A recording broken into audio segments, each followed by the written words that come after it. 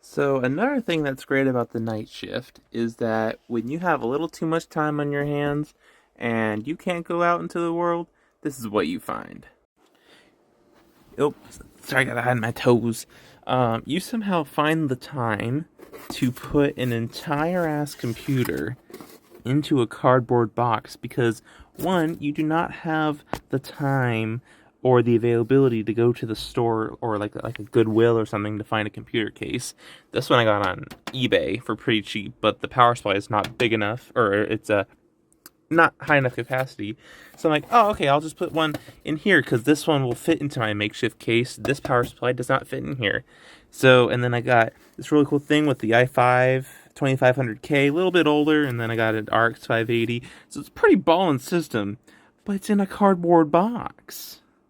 So this was a very exciting build to make in a cardboard box, but to ensure the longevity of my parts, I'm going to take these out. So it's fun while it lasts.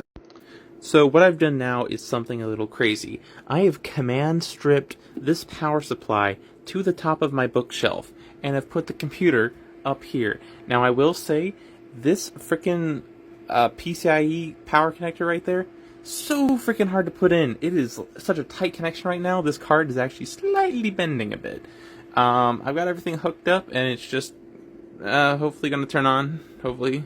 Okay, so to the people that said that this computer was going to get really dusty, that will not be the case anymore because I'll be setting this aside because I am too tired to figure out what code 53 and 58 means on this motherboard. This is a Maximus 4 Gene Z motherboard, and I got this from Goodwill, so I kind of expected it to have issues. Didn't want it to, but it looks like it is. Power supply is fine, motherboard, I don't know, storage is fine, graphics and RAM are fine. So I don't know what the problem is, but I will figure it out some other time.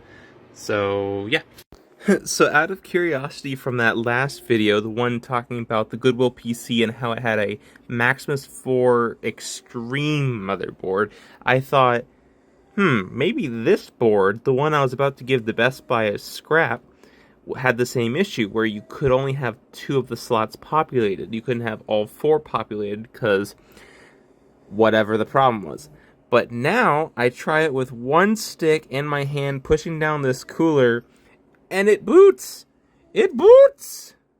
I get another motherboard and I get another chance. Even though this is bent out of shape, like look at it. Okay, well you can't really see from here, but it's like bent.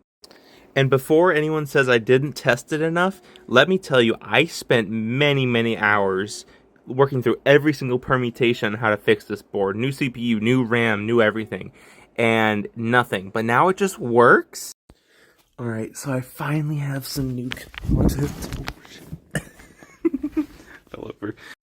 So I feel like this is one of the best computers I've ever made. Not necessarily with performance, but with how much, you could say, ingenuity went into it, or you could say like how much effort went into it. And I will say the cable management sucks.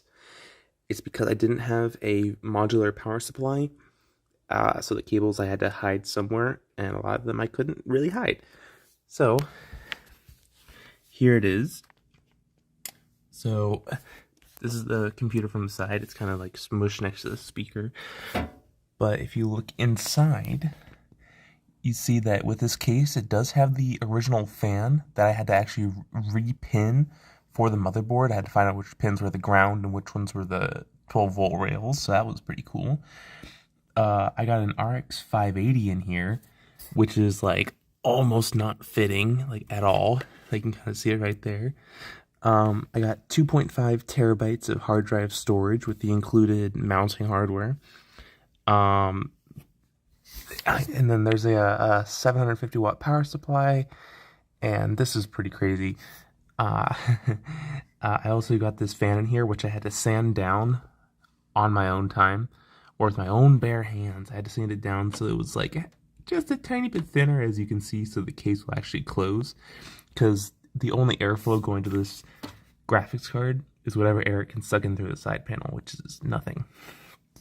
And what I've also done, hopefully that you can see up here, is that I repinned the power button So they'll actually work on this or not power supply, this motherboard, which you might be able to see down there. So I had to repin the fan and the power switch.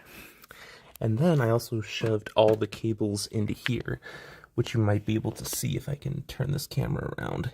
Yeah, see, I shoved them all into the front, which I was really happy about because there's a lot of space there for cable management. So yeah. Oh yeah, and so yeah, it's a 580 with 10 gigabytes of RAM and then 2500K. So I'm happy. Hopefully everyone else likes this. Just as an FYI, if you're gonna use sandpaper and you need to sand something down, don't use fine sandpaper. This was the only one I had, and this took me like half an hour to take it down, like not even half a millimeter. And also wear an N95. Like, don't complain, because this isn't COVID, this is cancer.